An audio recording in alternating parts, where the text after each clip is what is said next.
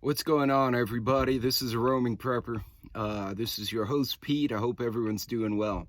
As you can see, I am not at the house today. I'm actually at the tactical bay. I managed to find them empty on this weekend morning, which is cool.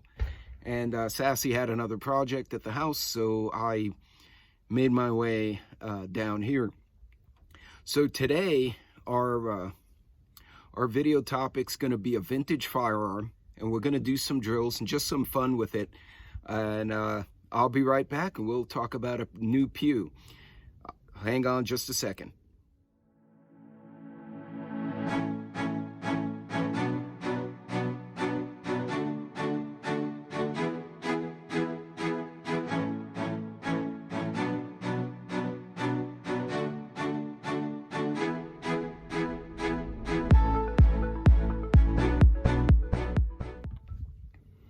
Hey, welcome back, everybody. This is Roaming Prepper. Don't forget to like and subscribe, and if you have any questions, feel free to leave them in the comments below.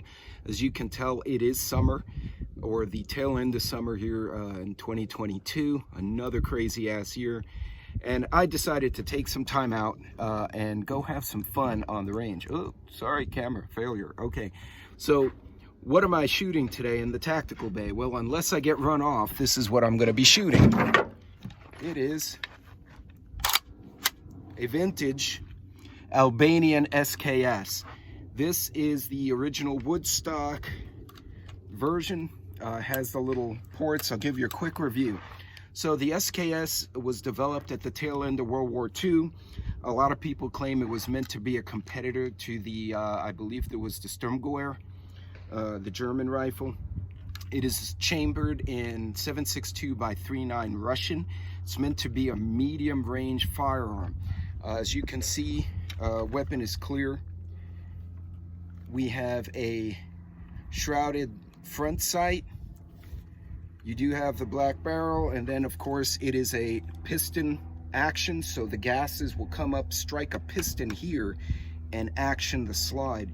It is not like an AR-15 where the gases come all the way into the chamber. That's called a direct impingement. That is not what this is. This is a piston action. I'm not going to disassemble it out here because there's dirt everywhere and it'll be a pain in the ass. It is technically mag fed. It actually has a built-in magazine. It's a 10-round mag, which you can open, as you can see. There we go. Or you load from the top. Now the top is loaded with a stripper clip or by hand. You could put them one at a time, or you use these handy dandy doodads. There's a little notch right here in the bolt. Put it in here and you basically shove them down, which I'll do in a little bit. This assembly is rather easy. There's a single lever right here. You lift and pull forward, pull out, and this whole assembly comes out. It's actually just like 4 or 5 pieces. It has a floating firing pin, so it's not on a spring, it just floats. So you have to make sure it's clean. If it gets stuck in the forward position, what winds up happening is it fires, it recoils, it actions, and then as soon as it loads the next ones, it fires that one, and you get what they call a machine gun effect on an SKS. Sounds cool, but if it happens to you unexpectedly, you could lose control of the firearm, especially if it's a new shooter. So make sure every so often tear it down. Now, a lot of people will, this came with the original wooden stock. It has 2 little holes here, probably for the cleaning kit, which I no longer have. And I had to buy a third-party shoulder strap. I'm very particular about every firearm that is capable of having a sling or a shoulder strap, however you want to phrase it, has one. I hate having a rifle that does not have one. Now this one I got off Amazon. The material's fine, but these little attachments, they're leather-ish, and I'm not sold on them, but they seem to be holding up okay so far, so we'll leave it be. Again, 10-round semi-automatic. Safety is here. Goes down, goes up. Up is safe, down is pull. So, on that note, I'm going to move into the tactical bay. I'm going to load the weapon. We're going to take a few shots, but I got to get set up first. So I'll be right back and we'll do that. All right, guys, for the purpose of this exercise, I'm not sighting it in. I've done that before, although I will verify 0.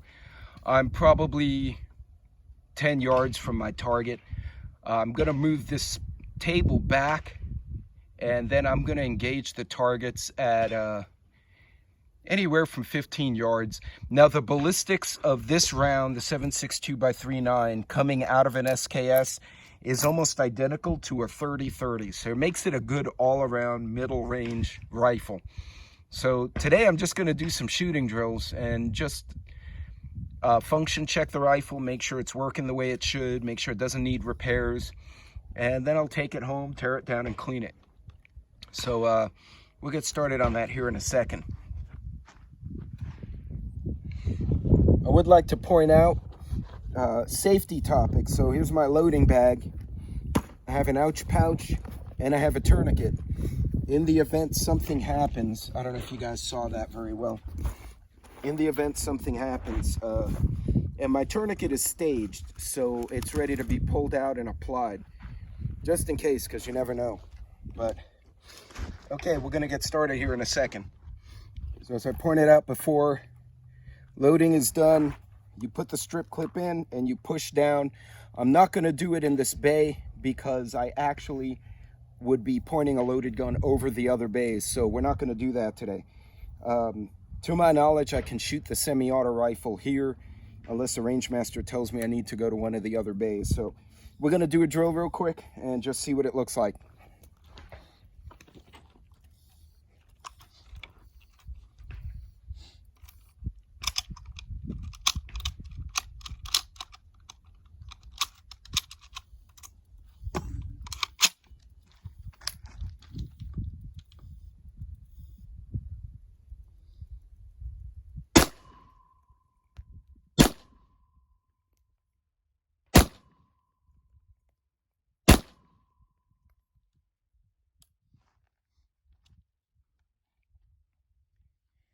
As you can see, and any miss, I got 2 in the red, 1 just outside the red. That's mainly me because I can't focus my eyes the way I used to. It does shoot very well, and as you saw, it was quite not super loud. So what I'm gonna do, I'm gonna move this camera back so y'all can see the drill from a distance.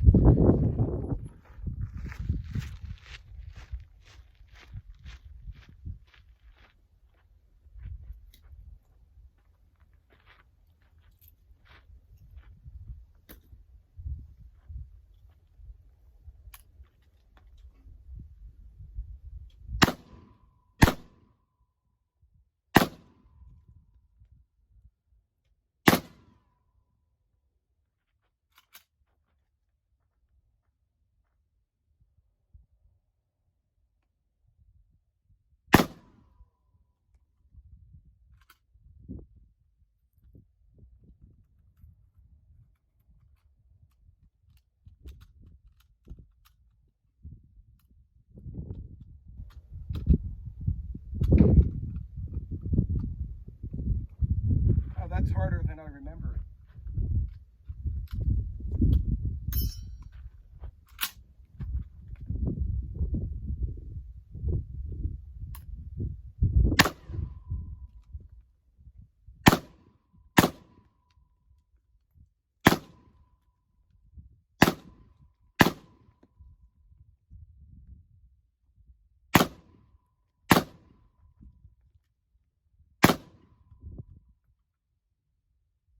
You guys probably saw me fighting with that stupid stripper clip.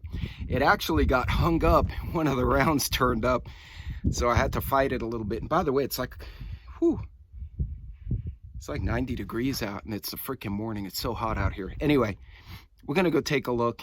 Not my best shooting, but I'm kind of just having fun, so let's go see. Actually, not too bad. Again, if the rifle's missing, it's probably more me than the rifle. Keep in mind, the numbers are very good to give you a perspective on, you know, where you're aiming.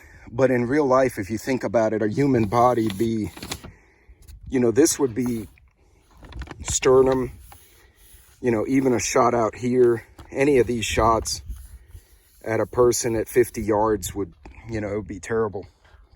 Or a pig. Not too bad here. Now, I did borrow, someone left some leftover butcher paper. Those aren't my holes. As you can see, they're coming out the other way. I just flipped their target around because I wanted a backer for this target. I was a little bit off here. That's when I was fighting with the stupid stripper clip. I got pissed off. I wasn't focusing.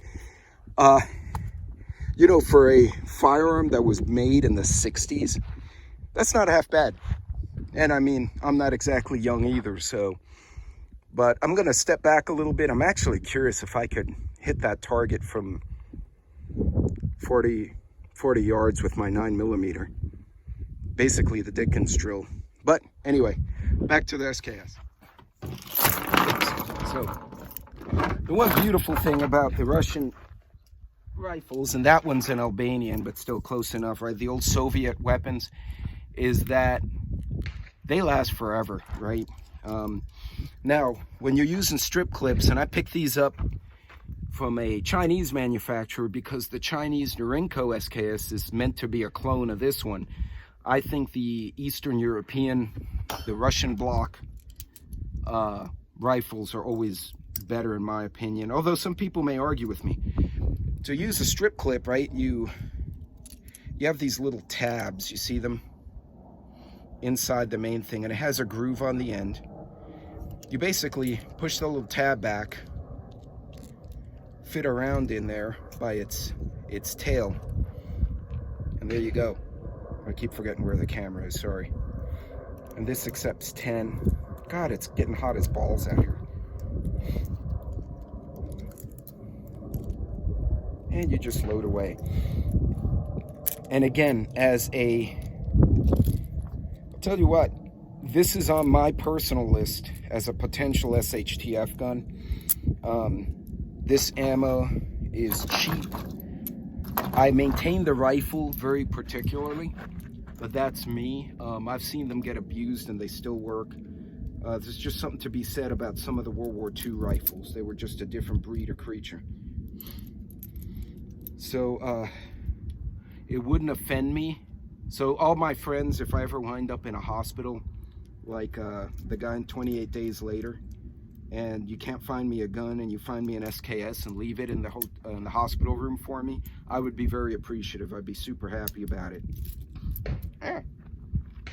By the way, reloading these is a pain in the balls, so I would highly recommend doing it before you go to the range. That's why I came here with a couple loaded. But anyway, for those of you unfamiliar, same exact round as the AK-47. Now you notice it's a chubby casing, steel casing on a fat bullet. So the ballistics at distance are not great. We're looking, you know, you're not going to be as accurate at 400 yards with an SKS as you would with an M4. No way. Nowhere near. You'd be lucky if you hit things consistently at 400 yards. Have people done it? Absolutely. Is it easy? Take some practice. If you ever seen insurgents firing their AK-47s or SKSs at like 45 degrees in the air, it's because the target is so damn far away, the bullet's going to start to tumble and fall before it hits the guy or whatever they're shooting at. So they have to shoot up in the air in the hopes that the bullets land on the other guy.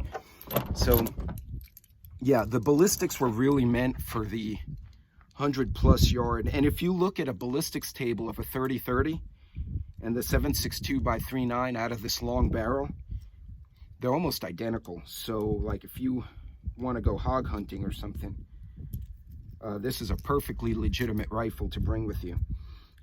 Just make sure it's in working shape. This fucking bullet is hung up. That's pretty cool. Oh, and it kicked out. That son of a gun. Anyway. But the ammo I'm using is the classic Tool ammo from the Tula Armory in Russia. It's probably worth its weight in silver now because you can't get them anymore. At least not the way you used to. But it's a reliable piece, guys. I'm gonna throw a few more downrange, and like I said, I just wanted to you know, kind of entertain myself for a bit and have a little fun before it got ugly hot. And I also wanted to take a chance for those of your new shooters to kind of see what the SKS is about, because you read about them, but not everyone gets their hands on them. I was fortunate enough to find one years ago.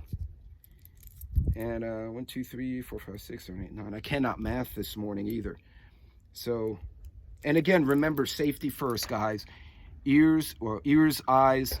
Make sure you have a first aid kit. And also, even though I'm in a tactical bay, I'm shooting straight back. Don't shoot at angles. I could technically set up targets on the side, but they prefer we don't without supervision. I'm okay with that. You know, hurting someone at the range is unnecessary, and it hurts all firearms owners when someone's stupid. So don't be the stupid guy at the party. But in any case, we're gonna roll out again, and we're gonna do a few more.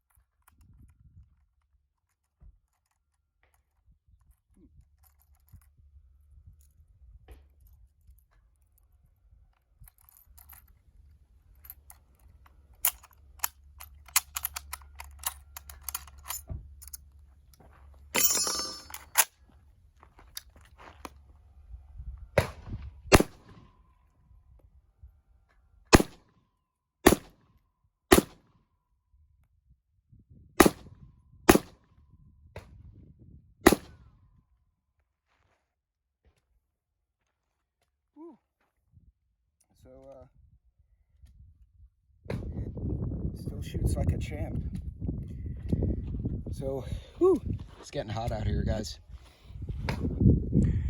So yeah, so that's it. You could hear me breathing heavy. It's not that I'm winded, it's that it's hot, and my pulse rate's up too. I mean, your pulse rate goes up when you pew and whatnot, but it's getting fucking hot out here. And it's not even noon yet.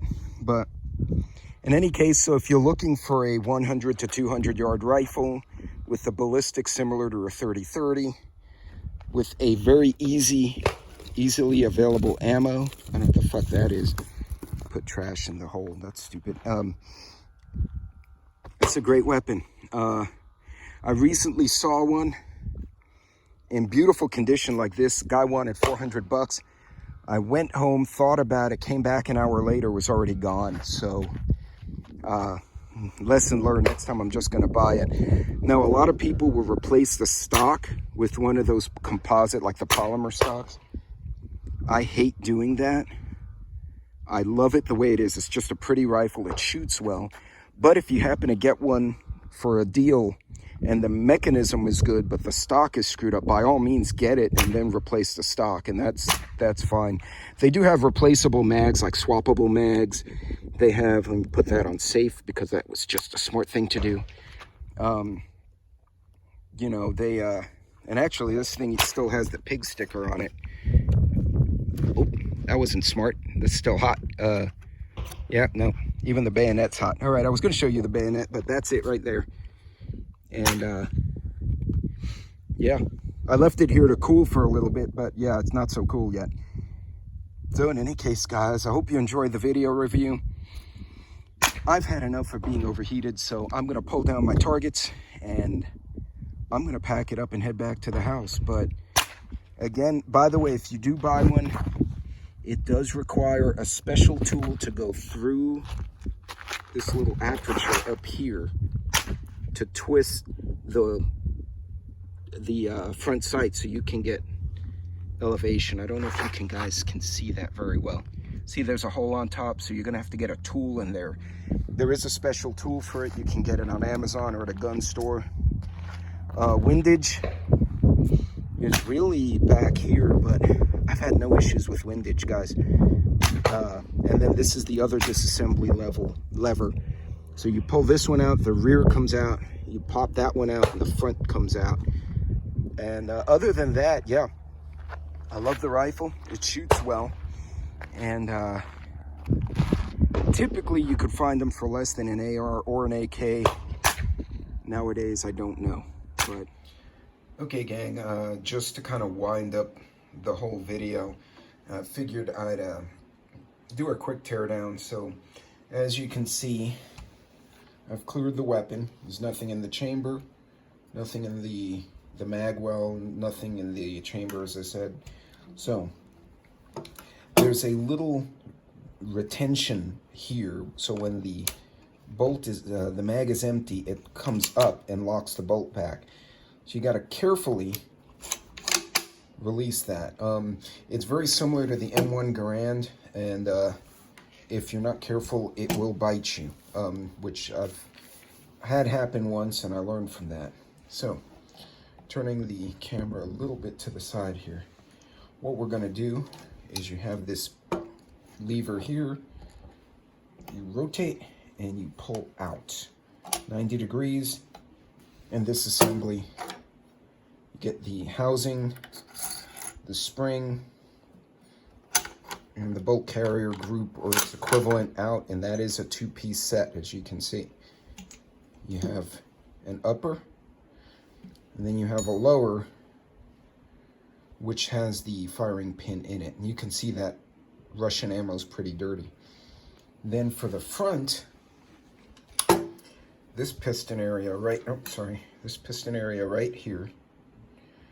So what we're going to do is we're going to turn that up, and this assembly will come out with the piston. I'm going to have to knock it out because it's in there pretty good. And then carefully, there we go. Take that pin out.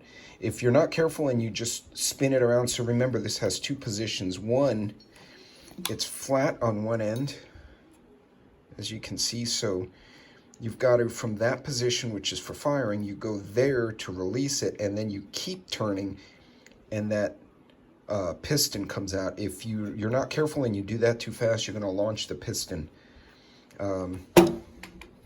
But as you can see, I'm going to back the camera away. And I'm running with a little bit tight space, so sorry if it's getting a little bit cropped. So let me get the sling out of the way. And basically, that's it. Those are your parts.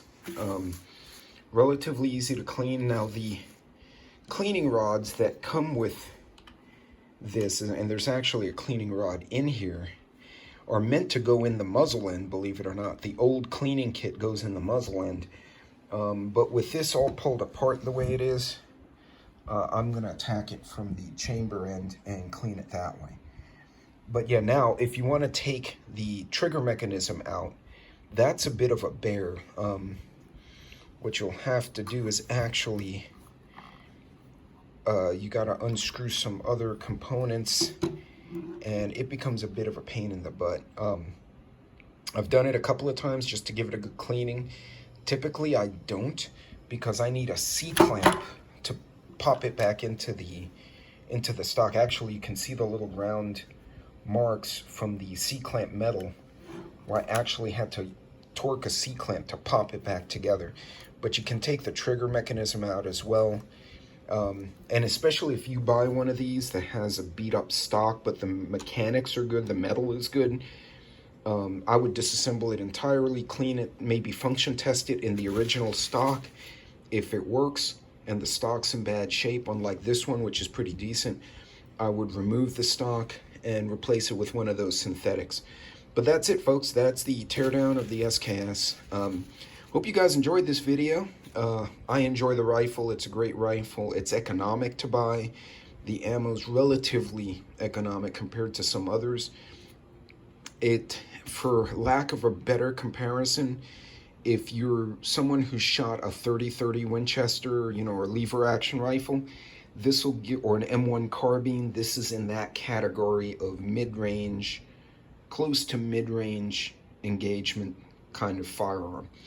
You could use it for home defense, you could use it for hunting. It's relatively light. Also a good backpacking gun. It's not super heavy despite the wooden and metal assembly. I've actually found some modern firearms way heavier than this puppy. So, well, folks, that's it. And once again, don't forget to like and subscribe. Don't forget to ask any questions in the comments. Thank you all for joining me on this one. I hope you enjoyed it as much as I enjoyed making it. Other than kind of toasting myself at the range earlier today, it was actually a fun day for me. So you guys be good. God bless. Godspeed. Do something nice if you can, and I will see you next time.